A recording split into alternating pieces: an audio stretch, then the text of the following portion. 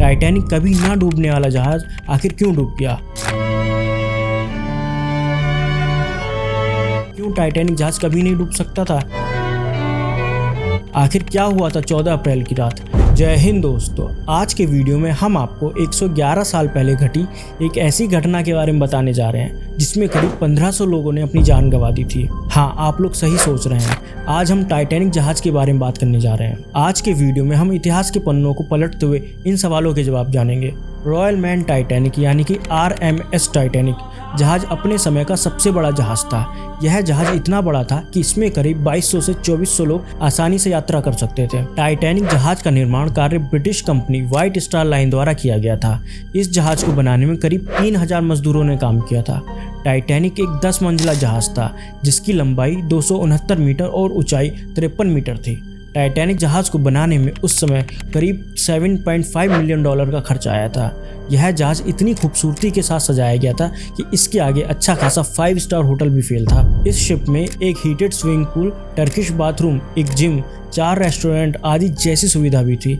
इस जहाज का निर्माण करने वाली व्हाइट स्टार लाइन कंपनी का मानना था कि यह शिप सुरक्षा के सभी मानकों के अनुरूप बनाया गया है, इसलिए यह शिप कभी भी नहीं डूबेगा। लेकिन 14 अप्रैल 1912 की रात अचानक ऐसा क्या हुआ जो कभी ना डूबने वाला जहाज भी अटलांटिक महासागर की गहराइयों में समा गया? टाइटैनिक शिप सबसे पहले 1 अप्रैल 1912 को समुद्र में प्रयोग के लिए उतारा गया था। इस प्रयोग के द्वारा स्टार लाइन कंपनी लोगों को यह संदेश देना चाहती थी कि हमारा शिप यात्रा करने के लिए पूर्णतः उपयुक्त है। टाइटैनिक की पहली यात्रा की शुरुआत हुई थी 10 अप्रैल 1912 बुधवार के दिन इंग्लैंड के साउथहैम्पटन से न्यूयॉर्क अमेरिका के लिए। टाइटैनिक को यह यात्रा 6 दिन में पूरी करनी थी।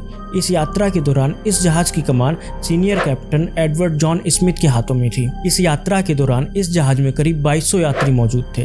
देश विदेश के अमीर और प्रसिद्ध व्यक्ति टाइटैनिक में अपनी पहली यात्रा का आनंद उठा रहे थे। स्टार लाइन कंपनी जहाज के कप्तान पर लगातार यह दबाव बनाए हुए थी कि जहाज निर्धारित समय से पहले ही न्यूयॉर्क पहुंचे, जिससे कि कम समय में अधिक दूरी तय करने का रिकॉर्ड बनाया जा सके। इसलिए टाइटैनिक जहाज 40 किलोमीटर प्रति घंटे की रफ्तार से चल रहा था। अपनी यात्रा के दूसरे दिन यानी कि 12 अप्रैल 1912 को टाइटैनिक शिप को अटलांटिक ओशियन में आइसबर्ग मौजूद होने की खबर मिलती है। टाइटैनिक के कप्तान अच्छे से जान चुके थे कि इस समय अटलांटिक महासागर में बर्फ के छोटे बड़े पहाड़ मौजूद हैं जिनसे खतरा हो सकता है। इसके बावजूद भी उन्होंने जहाज की स्पीड को कम नहीं किया और 40 किलोमीटर प्रति घंटे की रफ्तार से जहाज को चलाया, जिससे कि समय से पहले न्यूयॉर्क पहुंचा जा सके। 2 दिन के बाद 14 अप्रैल 1912 को टाइटैनिक जहाज को 7 और आइसबर्ग वार्निंग दी जाती है, जिसे कप्तान स्मिथ हल्के में ले लेते हैं और अपनी उसी स्पीड के साथ लगातार आगे बढ़ते जाते हैं। धीरे धीरे समय बीत जाता है और 14 अप्रैल की काली रात आ जाती है।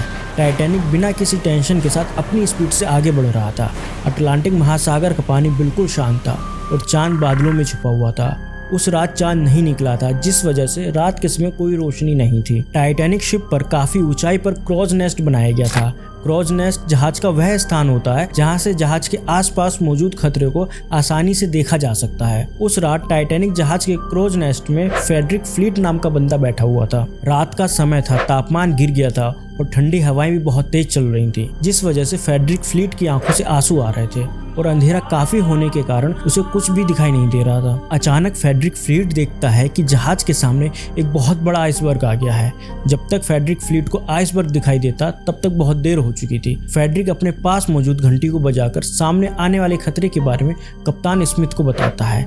जहाज और आइसबर्ग के बीच टक्कर होने में मात्र 1 मिनट की दूरी होती है। ऐसी स्थिति में ना तो जहाज को वापस घुमाया जा सकता था और ना ही उसकी स्पीड कम की जा सकती थी। ऐसी स्थिति में कप्तान स्मिथ जहाज को लेफ्ट साइड में घुमाने का आदेश दे देते हैं और घुमाते घुमाते भी जहाज के आगे का निचला हिस्सा आइसबर्ग से टकरा जाता है, जिसकी वजह से जहाज के निचले हिस्से में कई सारे छेद हो जाते हैं और जहाज में पानी भरने लगता है। इस घटना के तुरंत बाद जहाज के कप्तान और आर्किटेक्चर जांच करते हैं और देखते हैं तो उन्हें पता चलता है कि यह जहाज बहुत ज्यादा क्षतिग्रस्त हो गया है और अब यह जहाज डूब जाएगा। जहाज के कप्तान स्मिथ को अभी तक यकीन नहीं हो रहा था कि यह जहाज अब डूब जाएगा, क्योंकि वह एक ऐसे जहाज की कमान संभाल रहे थे जो कभी भी डूबने वाला नहीं था। जहाज के आइसबर्ग से टकराने से करीब 20 मिनट बाद कप्तान स्मिथ डिस्ट्रेस सिग्नल भेजना शुरू करते हैं, जिससे कि आसपास यदि कोई भी जहाज हो तो वह हमारी मदद के लिए आ सके। करीब 20 मिनट बाद एक जहाज RMS करपतिया सिग्नल को पकड़ लेता है और टाइटैनिक को बचाने के लिए निकल जाता है, लेकिन इस जहाज को टाइटैनिक तक जाने में करीब 3.5 घंटे का समय लगना था। अब सवाल यह था कि क्या टाइटैनिक 3.5 घंटे तक दूसरे जहाज का इंतजार कर पाएगा या डूब जाएगा। टाइटैनिक के कप्तान स्मिथ ने जहाज से कई सारे रॉकेट भी छोड़े जिससे कोई उनकी मदद के लिए आ सके,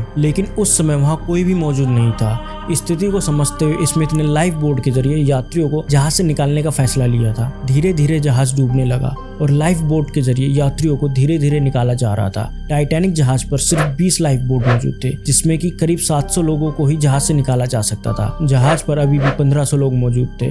जहाज में पानी बहुत ज्यादा भर जाने के कारण जहाज का आधा हिस्सा डूब चुका था। जहाज पर अफरा तफरी का माहौल था, सभी लोग इधर उधर भाग रहे थे। कुछ ही देर में जहाज 2 टुकड़ों में टूट गया और पूरा जहाज अटलांटिक महासागर में समा गया। इस तरह से कभी ना डूबने वाला जहाज डूब गया। क्यों कहा जाता था टाइटैनिक को कभी ना डूबने वाला जहाज? आइए जानते हैं। टाइटैनिक को कभी ना डूबने वाला जहाज उसके आर्किटेक्चर के लिए कहा जाता था, क्योंकि टाइटैनिक में double bottom hall, 16 water tight compartment की व्यवस्था थी। क्या होता है ये डबल बॉटम हॉल?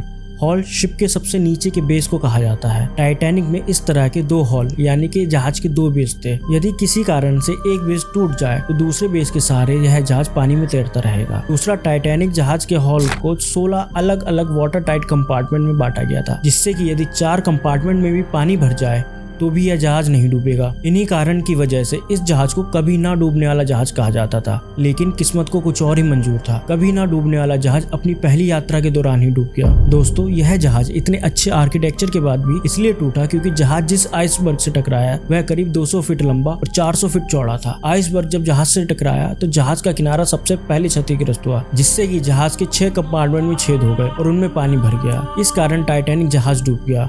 अगर आपको यह हमारी वीडियो पसंद आई हो तो इसे लाइक करें और हमसे कोई जानकारी रह गई हो तो हमें कमेंट बॉक्स में ज़रूर बताएं। मिलते हैं अगले किसी वीडियो में। तब तक आप अपना, अपनों का और प्रकृति का ख्याल रखिए। धन्यवाद।